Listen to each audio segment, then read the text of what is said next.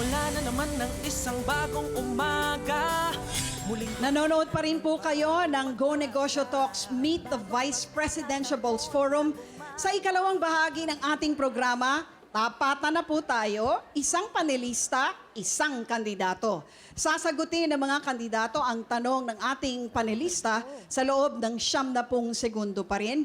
Bibigyan ng pagkakataong magkomento ang ibang kandidato sa loob ng 30 seconds na pwede rin namang sagutin ng nakasalang na kandidato sa loob pa rin ng 30 segundo. Maaari rin pong magbigay ng follow-up question ang ating panelista na sasagutin na naman ang kandidato sa loob pa rin ng kalahating minuto. At ang una pong magtatanong sa kanyang kandidato, si Ginoong Babe Romualdez. Well, I just wanted to say that President Aquino seems to have you literally on top of his head.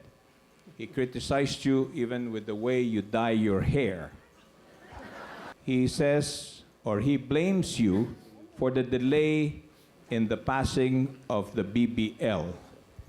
Could you please tell us whether this should be a priority in the future or the next administration, and the rest may answer that also? Well, I enjoy the attention that the president is giving, including my hairdo, but that is something that on the BBL, I have to explain very clearly that it is a local bill, and therefore we are informed that the Senate cannot act upon it until it is finished in the House of Representatives and transmitted to the Senate. It has not been finished in the House of Representatives and therefore not transmitted to the Senate, and therefore we cannot act upon it. And that is why the Senate is still in deliberation on the BBL. I did not, though, support the BBL, the draft BBL as given by the Palace to Congress, simply because it was unconstitutional and would not bring peace. This happened because the negotiations with government were only with the MILF and non-inclusive of all the other sectors that were necessary. They did not consult the MNLF. They did not consult the local government official. They did not consult the LUMADs. They did not consult the Christians.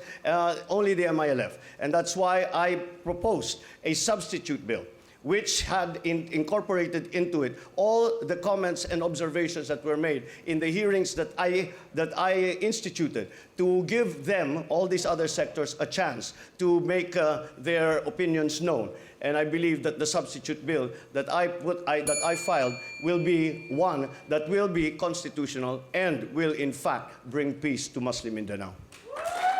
Salamat, Senator Bongbong. At this point, anybody among the candidates can react? Ang marami pong circumstances kung bakit hindi po naipasa yung BBL. Ang pangunahin na rito, yung Mama Sapano na incident. However, looking back, tinitignan ko ang kamalian ng negotiating panel sa pagkonsulta sa mga members of Congress. Meron pala doon sa kanila agreement na role ng Congress, pero hindi nila kami nakonsulta. They were expecting that whatever they would agree to, ay aagrihan namin na para kaming rubber stamp. Hindi po ganon. That's not how Congress works. So, kaya ganito po ang nangyari. But let us look at this opportunity as an opportunity to start anew. Pwede nating i-refine at gawin nating inclusive, gawin nating tripartite agreement to include the MNLF para hindi po maisantabi yung final peace agreement of 1996. So, yan po ang ating mga panukala. And aside from that, ang aking tinutulak ay ihiwalay natin ang Autonomous Region for Central Mindanao and Autonomous Region for Basilan, Sulu, Tawi-Tawi because historically and culturally, hindi po magkasama ang mga Muslim Mindanaoans. Meron po silang kanya-kanyang ethnic groups na hindi po pwede natin pagsamahin. Diyan po ang, I believe, basic mistake ng mga framers ng anything regarding about the autonomous regions in Muslim Mindanao. Senator Cheese, you're next. We should build on what the administration has started with respect to the BBL. Pabor ako sa isang panukalang batas na mag-aamyenda sa ARMM para mabigyan sila ng mas malawak na kapangyarihan pero dapat sumasang-ayon sa saligang batas. At ito'y dapat gawin matapos konsultahin ang bawat stakeholder, Kristiyano man o Muslim, sa loob man o sa labas ng ARMM area. Ito'y dapat isulong sino man ang magiging Pangulo, sino man ang magiging ikalawang Pangulo ng ating bansa. Dahil tapos na dapat ang panahon ng paggamit ng barel, bala at bomba para resolbahan ang hindi pagkakaunawan ng mga Pilipino. walang katumbas pa rin ang pakikipag-usap at maayos na dialogo. Kaugnay naman ang pagpuna ni Pangulo Aquino sa kulay ng buhok at hairstyle ni Senator Marcos. Sinimulan niya yon nung EDSA at nalungkot ako doon. Ang EDSA para sa akin, hindi tungkol yan sa Aquino o sa Marcos. Ang EDSA dapat tungkol sa sambayanan at sa bansa, sa naging kasaysayan ng ating bansa at ng kasaysayan sa hinaharap. Hindi umiikot ang EDSA o ang kasaysayan ng bansa sa palibot ng dalawang pamilya lamang. Kaya sana, hindi na lang nabanggit yun ng Pangulo nung mga panahong yon. Ikinalungkot ko ang mga pahayag niyang yun.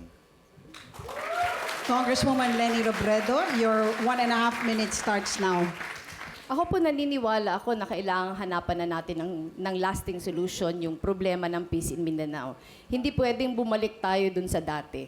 Yung BBL, produkto yon ng 17 years na pakikipag-usap. Kung merong reklamo na may mga sektor na hindi kinonsulta, dapat konsultahin. Pero hindi tayo pwedeng huminto, hindi tayo pwedeng bumalik sa square one.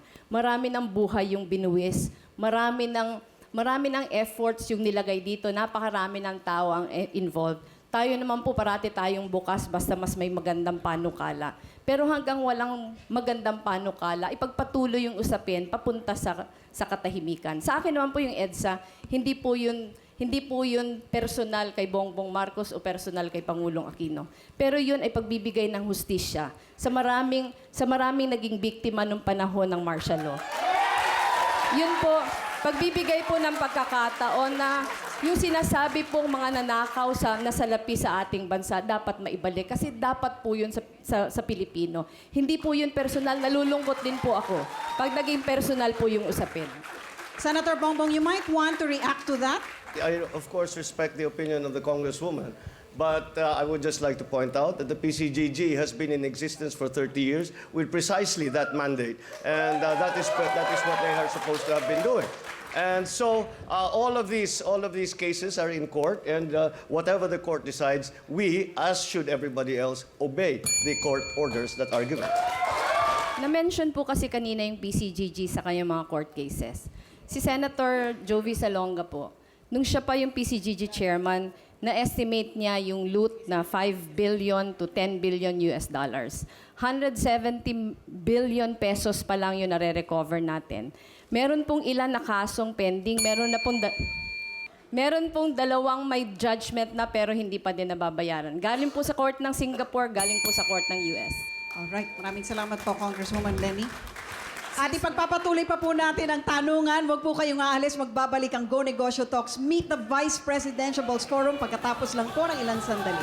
Bilang Pilipino, batas at pagbabago, sabay-sabay na tayo. Be sure to come back. Use 5 everywhere. Copyright 2016.